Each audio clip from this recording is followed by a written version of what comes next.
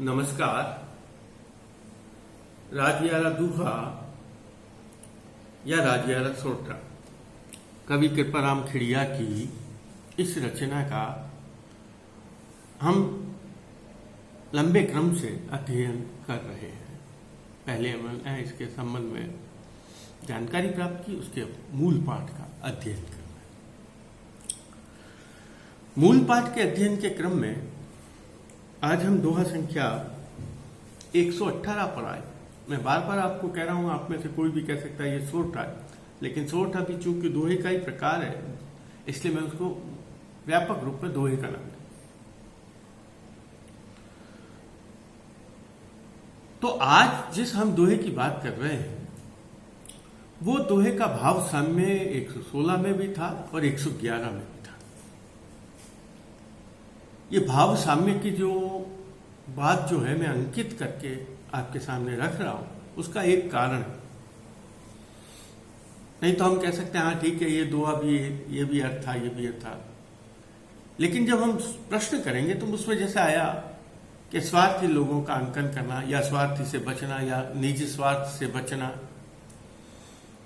या परहित की साधना करना या मतलबी लोगों से बचना, जब ये सब बात आती है ना, तब ये 3-4 दोहे एक साथ काम आते हैं। तो वो मुख्य बिंदु एक हो जाएगा, उसमें इनके उदाहरण हो जाएंगे। और यदि इनमें से कोई एक मान लो हमारे पास व्याख्या के लिए आ गया, तो हमें क्या करना होगा कि जैसे हमने प्रसंग संदर्भ लिख दिया, व्याख्या कर दी, उसके पश्चात जब हम विशेष लिखते, ठीक है, विशेष में आपने छंद का परिचय दे दिया, भाई सोरठा है, इसकी ये सब कुछ है, व्यंग सगाई अलंकार है, ये सब कुछ है, अलंकार की विशेषता भी बतला दी।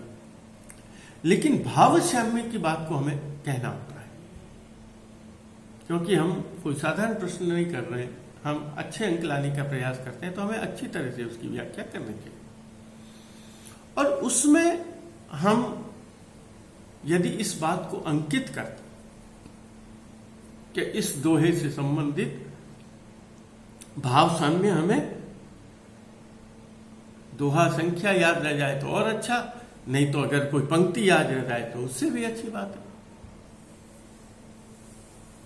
और पूरा दोहा रह जाए तो उसका तो कोई हो ही नहीं।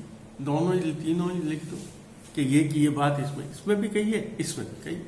इसलिए मैं आज इसको शुरू से ही मैंने आपको सबसे पहले यही बात, देखिए क्या कहा। उसने कहा ऐसे लोगों से हमें संबंध नहीं रखना चाहिए। कैसे लोगों से? जो बता रहा, मुख ऊपर मिठास, मुंह पर तो बहुत मीठी मीठी बातें करते हैं। जब तक स्वार्थ है तब तक आगे ये बात जोड़ेंगे। मुख ऊपर मिठास, घट माही खोटा घड़े। घट का मतलब है मन। यहां घट का अभिप्राय घड़ा नहीं है, घट गया ना मन में। बाहरी रूप कुछ और, आंतरिक बात कुछ और, बाहर से कुछ और, अंदर से कुछ और, दिखावा कुछ और, वास्तविकता कुछ और। तो मुख ऊपर मिठास, मुख में तो इतने मीठे बने हुए हैं बस कि इनसे अच्छा तो हमारा कोई व्यक्ति हो ही नहीं सकता। मुख ऊपर मिठास, घट माही खोटा घड़े। और मन में बिल्कुल खोटी बात को लेकर, खोटा घड़े। खोटी बात का मतलब है मन में बुरे विचार आपके प्रति, जितना आपका अपमान कर सकते हैं, आपके प्रति बुरा व्यवहार सोच सकते हैं, आपका ही अहित कर सकते हैं, आपकी आलोचना कर सकते हैं, वो सब कुछ करेंगे। जो आपके अनुकूल नहीं, आपके प्रतिकूलता में जितनी बातें होंगी वो सभी बातें करेंगे। तो मुख ऊपर मिठास, घटमा ही खोटा घड़े।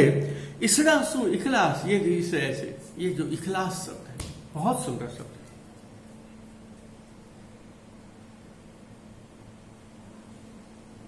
इसरा सु इखलास, राखी जे नहीं राखी। इखलास शब्द एक हमारा होता है ना, जिससे हमारा मन मिल जाता है। तो ऐसे व्यक्तियों से हमें हमारा मन नहीं मिलाना चाहिए। वैसे वो तो मिलाएंगे नहीं, लेकिन अगर हम भी बुलावे में हैं तो ऐसे लोगों से हमें बचना चाहिए। ऐसे लोगों से व्यवहार नहीं रखना, सौहार्दपूर्ण नहीं रखना, प्रेम नहीं रखना, स्नेह नहीं रखना। क्यों? क्योंकि वे स्वार्थी लोग हैं, और वे स्वार्थी लोग अपना स्वार्थ देखेंगे। हमारी भलाई, हमारी अच्छाई, हमारे लिए क्या उचित है, हमारे लिए क्या अनुचित है, वो नहीं देखेंगे। वो अपनी स्वार्थ साधना में लगे रहेंगे। हमारी तरफ वे बिल्कुल भी ध्यान नहीं देते। तो उसने क्या कहा? मुख ऊपर मीठास, घटमा ही खोटा गड़े। इसरासु इखलास, इखलास का मतलब स्नेह, प्रेम, आदर, सम्मान, जितने भी सब हम काम में ले सकते हैं, उनमें से ये एक भी नहीं रखना चाहिए। इसरासु इखलास राखी जे न राजिया। ऐसे लोगों से संपर्क, ऐसे लोगों से संबंध, ऐसे लोगों से व्यवहार हमें नहीं रखना चाहिए। अब कैसे लोगों से? जो मैंने आपको कहा, जो मैंने आपको 116 में बात कही, जो इसमें कहा मुख ऊपर मिठास। अब 116 में क्या बात कही? मिलिया अति मनुवार, मिलते मनुवार करेंगे, बहुत अच्छा व्यवहार करेंगे। घटमा ही खोटा घड़े, मन में तो उनके गलत बात है, तो जब आपसे अलग होंगे तो उसमें क्या कहा था? बिछड़ियां भागे बुरी मिथिले। अब कवि ने उसमें कहा था लानत दे ज्या लाल रजी उड़ाओ। ऐसे लोगों को धिक्कार है। उसने कहा धिक्कार है, और ऐसे लोगों से जिनसे धिक्कार है उनसे हमें कभी भी मित्रता, उनसे लोगों से कभी भी संबंध, ऐसे लोगों से कभी भी व्यवहार नहीं रखना चाहिए। अब देखिए, मैं आपको क्या 111 की बात कही, 111 को भी यहां देखता, जहां उसने कहा कि मतलब री मनवार चुपके लावे चूरमा, बिन मतलब मनवार राब न पावे। आपसे काम है जब तक तो सब कुछ आपकी सेवा शुश्रूषा जितनी करनी है, आपकी आव भगत सब कुछ करेगा। और जैसे ही आपसे उसका स्वार्थ पूरा हुआ, मतलब निकल गया, पहचानते ही नहीं कौन है, पता नहीं। तो ऐसे लोग जो मुंह के ऊपर तो बहुत मीठे मीठे रहते हैं, और जब आपसे अलग हो जाते हैं, जब उनसे, अब अलग होने का मतलब क्या? ऐसे नहीं अलग होना भाई ये कमरे से चले गए, दूसरे कमरे में हो गए, सामने थे तो पीछे हो गए। जब तक, यहां अलग होने का अभिप्राय है जब उनका आपसे स्वार्थ पूरा हो गया। यहां अलग होने का अभिप्राय क्या है? जब वो आपसे अलग हो। तो यहां क्या कहा? वो ऐसे लोग जब आपसे अलग हो जाते हैं तो मुख ऊपर तो बहुत मीठी मीठी बातें करते हैं, लेकिन मन ही मन में वो आपके प्रति बहुत वैर भाव रखते हैं। घटमा ही खोटा गड़े, इसरासु इखलास राखी जय न राजिया। हे राजिया, ऐसे लोगों से हमें कभी भी संबंध, दोस्ती, व्यवहार, मित्रता नहीं रखनी चाहिए। या ये कह सकते हैं, ऐसे व्यक्तियों से संबंध रखते समय हमें हमेशा सावधान रहना चाहिए। आगे बात समझ में? चलते आगे। तब अब इन तीनों में से मान लो 111 में से आ गया, 116 आ गया, ये 118 आ गया। इन तीनों में से मान लो कोई भी एक दोहा था, तो ऐसे आप जब प्रश्न हल करेंगे या जब व्याख्या करेंगे, आपको इस तरह से जहां भाव साम्य दिखाई देता है ना, ऐसे 5-7 दोहों को आप ध्यान देते हैं, और जब उनकी व्याख्या आती है तब हम उस व्याख्या को देखेंगे और हम ये कह सकते हैं कि हाँ ये व्याख्या है, ये जो है इससे हम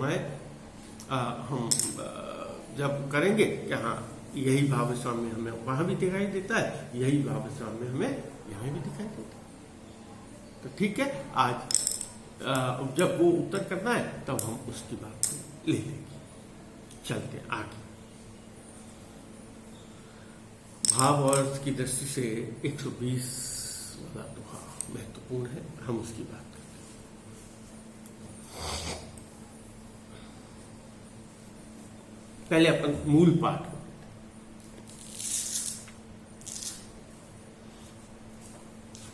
मूसा ने मंजार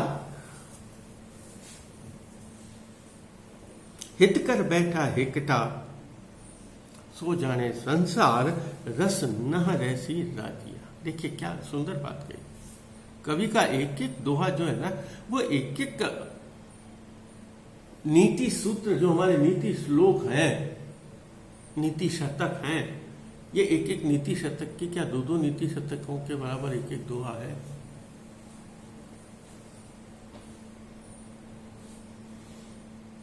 और नीति शास्त्र की राजस्थानी में एक बहुत लंबी परंपरा, जिसमें संबोधन काव्य है। वैसे नीति तो बहुत है, लेकिन जो संबोधन परंपरा काव्य में बहुत लंबी विस्तृत परंपरा, आज की तारीख में भी बहुत से इस तरह के संबोधन काव्य लिखे गए जिसमें नीति की बात करके, लेकिन उन सब में जो सर्वश्रेष्ठ स्थान राजराद्वाय कवि कृपाराम का है, उसकी होड़ कोई दूसरा नहीं कर सकता। इतने मंजे हुए शब्दों के साथ, मंजे हुए विचारों के साथ इतनी स्पष्टता से बात कही। देखिए, और उदाहरण इतना जो हम रोज देखते हैं, वैसे उदाहरण हमारे सामने प्रस्तुत किए जो आम व्यवहार से हमें सुनते। अब इस वाले दोहों में क्या कहा? मूसा ने मंजार, हित कर बैठा हेकटा, सो जाने संसार रस न रहसी राजिया। जिसकी प्रकृति, जिसकी प्रवृत्ति, जिसके गुण, जिसकी स्थिति में रात दिन का फर्क हो, अंतर हो, बिल्कुल जिसको हम कहते हैं नॉर्थ साउथ पोल, बिल्कुल भिन्न, एक पूरब है तो एक पश्चिम, एक उत्तर है तो एक दक्षिण, और दोनों ही एक दूसरे को, मतलब दोनों क्या, एक दूसरे के जानी दुश्मन, एक दूसरे के तो नहीं, एक दूसरे का दुश्मन बना हुआ है। वो उसको छोड़ेगा नहीं और वो उसको देखते ही रवाना भाग जाएगा। ऐसी स्थिति में जब किसी कारणवश, किसी स्वार्थ की पूर्ति के लिए, जिसकी उद्देश्य की पूर्ति के लिए, चाहे किसी का भी हो या दोनों का कॉमन हो, या तो किसी एक का स्वार्थ पूरा हो तब वो दूसरे से रिश्ता बनाएगा, या दोनों का कोई एक स्वार्थ हो और वो दोनों एक साथ हुए किसी एक कार्य के लिए, समझ लीजिए वह उनकी मित्रता, वह उनका एकत्व, वह उनका प्रेम, वह उनका स्नेह स्थायी नहीं है। हो वह उनका प्रेम, वह उनका स्नेह स्थायी नहीं। जब तक वो स्वार्थ नहीं होता है पूरा, तब तक वो रहेंगे एक, और जैसे ही स्वार्थ पूरा हो गया, वो बिल्कुल दोनों से एकदम विपरीत हो जाएंगे, अलग हो जाएंगे, और फिर वो पुनः उसी अवस्था में चले जाएंगे जहां दोनों एक दूसरे के गहरे दुश्मन बने हुए हैं। दोनों एक दूसरे के बहुत गहरे दुश्मन बने हुए हैं। तो यहां उसी बात की ओर संकेत किया। किस बात की ओर संकेत किया?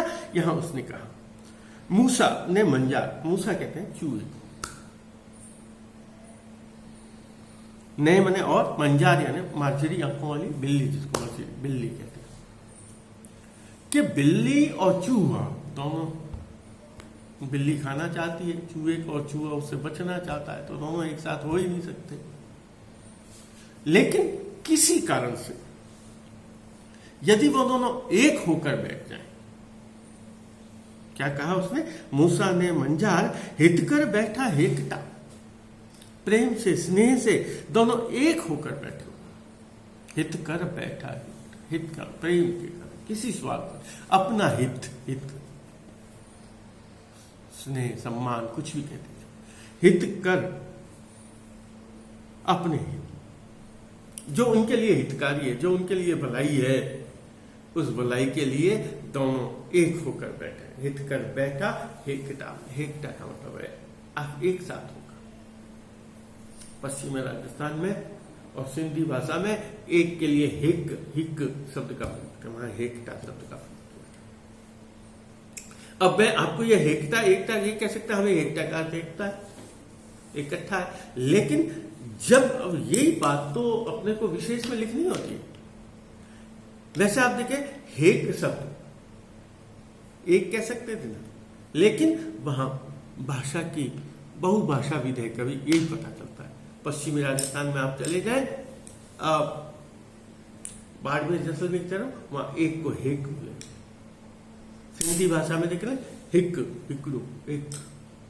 तो जब हम इसकी विशेषता लिखते हैं ना, तब हमें लिखना चाहिए ये हेकता शब्द है, ये हेक शब्द एक सा है, और यह है पश्चिमी राजस्थानी में, मारवाड़ी के पश्चिमी सीमांत क्षेत्र में, और सिंधी भाषा में एक के लिए हेक का प्रयोग किया जाता है। पढ़ने वाला सोचेगा, उत्तर पढ़ने वाला हाँ इसको भाषा का किया, और यही हमारे अच्छे अंक लाने का तरीका होता है। बिल्कुल बहुत साधारण बात को हो याद रखना। तो मूसा ने मंजार हित कर बैठा हेकता, सो जाने संसार। सभी को पता है सो जाने संसार, दोनों एक हुए बैठे हैं, लेकिन यह संसार उनके दोनों के बीच की पोल पट्टी को जानता है। संसार इस रहस्य को जानता है, यह जगत, यहाँ के लोग इस बात को जानते हैं, सो जाने संसार। क्यों ये अकेले बैठे हुए हैं? जो ये संसार जो के लोग हैं ना, वो सभी इस बात को जाने, जो सो जाने संसार। और क्या जानते हैं हम सभी लोग? कई बार ऐसे होते हैं ना, दो दोस्त मिल गए, स्वार्थ में मिले, अरे ये इनका रिश्ता ज्यादा चलने वाला है नहीं, ये काम होने वाला है नहीं, तो ये हम पहले से ही जान लेते। तो जैसे ही लोगों ने देखा कि बिल्ली और चूहा एक होकर बैठे हैं किसी स्वार्थ के कारण, तो सभी लोग इस बात को जान जाते हैं, सो जाने संसार रस न रहसी, कि इनमें ये ज्यादा दोस्ती, इनमें ये ज्यादा प्रेम, इनमें यह ज्यादा स्नेह, ये जो एक मित्रता स्थापित हुई है, यह मित्रता ज्यादा चलने वाली नहीं है। इस मित्रता में ज्यादा रस, ज्यादा आनंद, ज्यादा विषय रहने वाला नहीं है। क्यों नहीं है? क्योंकि इनका संबंध केवल स्वार्थ पूर्ति तक ही है। वही वाली वापस कहीं भी रिपीट कर सकते हैं, जब तक इनका मतलब है, जब तक इनका मतलब है तब तक ये दोनों एक रहेंगे, और जैसे ही मतलब निकल गया इनकी वह दोस्ती समाप्त हो जाएगी। तो ऐसे सभी लोग जानते हैं, जो स्वार्थवश किसी कारणवश लोगों में यदि स्नेह होता है, यदि संबंध होता है, तो यही बात को अगर हम थोड़ा और आगे बढ़ाते हैं तो कहते हैं, यदि कोई व्यक्ति आपसे किसी कारणवश, किसी स्वार्थवश संबंध स्थापित करता है, दोस्ती करता है, रिश्ता कायम करता है, आपसे स्नेह रखता है, आपको जान जाना चाहिए यह रिश्ता ज्यादा चलने वाला नहीं, क्योंकि जब तक उसका स्वार्थ है तब तक वह व्यक्ति आपसे जुड़ा रहेगा, और जैसे ही वह स्वार्थ की पूर्ति हुई, वह व्यक्ति आपसे अलग हो जाएगा। ठीक है, चलते हैं आगे।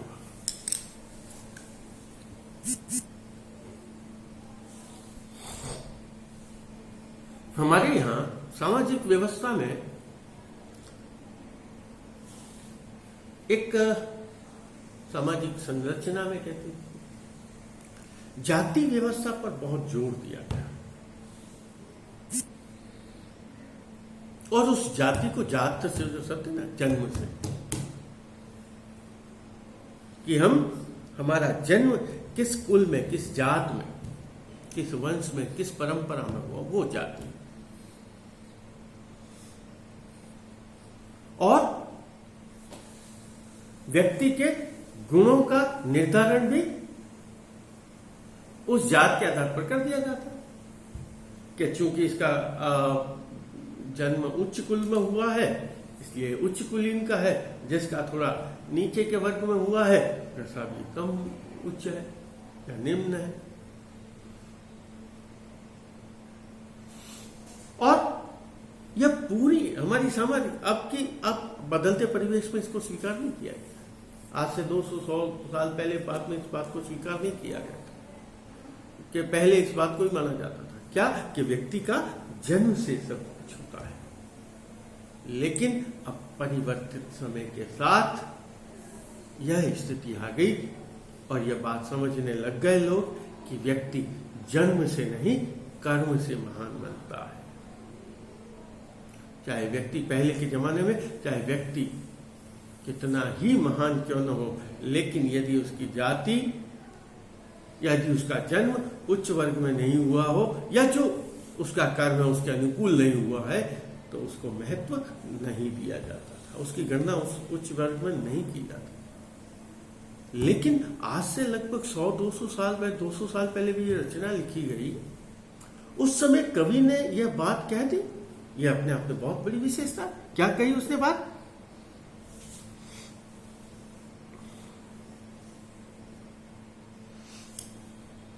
राव रंक धन रोर,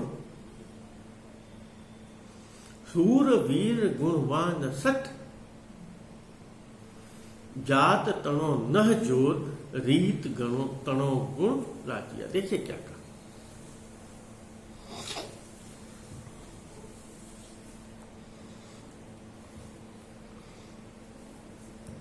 राव रंग व्यक्ति पैसे वाला है, उच्च है, महान है, राजा है, या गरीब है, या पैसे धन रो, धन का बहुत बड़ी शक्ति है, ताकत है, धन का बल है।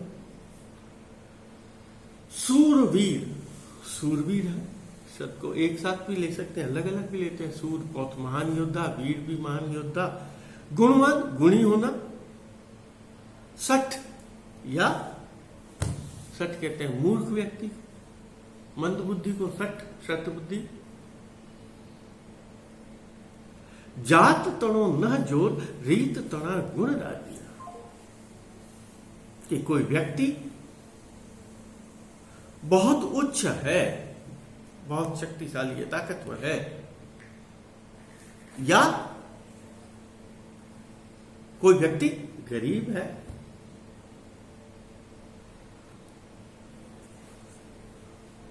या किसी व्यक्ति के पास बहुत धन संपत्ति है, बहुत पैसे वाला है, या कोई व्यक्ति सूरवीर है, बहुत उच्च बलिष्ठ है, ताकतवर है, वीर योद्धा है, स्वाभिमानी है, आत्मबली है, सूरवीर गुणवान या गुणी है, या उसके आगे लिख दिया गुणवान सठ। देखिए कवि का शब्द संयोजन देखो आप। एक तरफ तो क्या सूरवीर गुणवान, या सठ मूर्ख, पागल, मंदही, मंद बुद्धि। पर आगे उसने कहा ये सभी कि व्यक्ति महान बनता है, कि निम्न बनता है, कि पैसे वाला बनता है, कि शक्तिशाली बनता है, ताकतवर बनता है, कि गुणी बनता है, कि मूर्ख बनता है। आगे उसने स्पष्ट कह दिया जात तणो नह जोर, इसका जाति से कोई जोड़ नहीं है, इसका जाति से कोई संबंध नहीं, जाति का इस पर प्रभाव नहीं होता। कि कोई व्यक्ति बहुत महान हो गया या कोई व्यक्ति बहुत निम्न हो गया। महान के लिए बिल्कुल उससे कहा राव रंक हो गया, या तो राजा हो गया, या बिल्कुल भिखारी हो गया। धन रोग, शक्तिशाली हो गया। सूरवीर गुणवान, और या सठ हो गया, या तो सूरवीर हो गया, या गुणवान हो गया, या मूर्ख हो गया। इन सभी बातों में जात तणो न जोर, ऐसे व्यक्तियों के संबंध में जाति का जोर नहीं चलता। जात तणो न जोर, रीत तना गुण राज्य। यह सब रीत के कारण होता है। रीत का मतलब होता है यह उसके व्यवहार के कारण होता है, उसकी व्यवहार कुशलता के कारण होता है, उसके क्रियाकलापों के कारण होता है, उसके कार्यों के माध्यम से होता है। अर्थात जो व्यक्ति उसकी कर्म साधना, जो व्यक्ति जितने महान कर्म करेगा, जितने अच्छे कर्म करेगा, वह व्यक्ति उतना ही महान हो जाएगा। और जो व्यक्ति जितने निम्न कार्य करेगा, चाहे वह कितने भी ऊंची जाति में जन्म है, वह व्यक्ति निम्न है।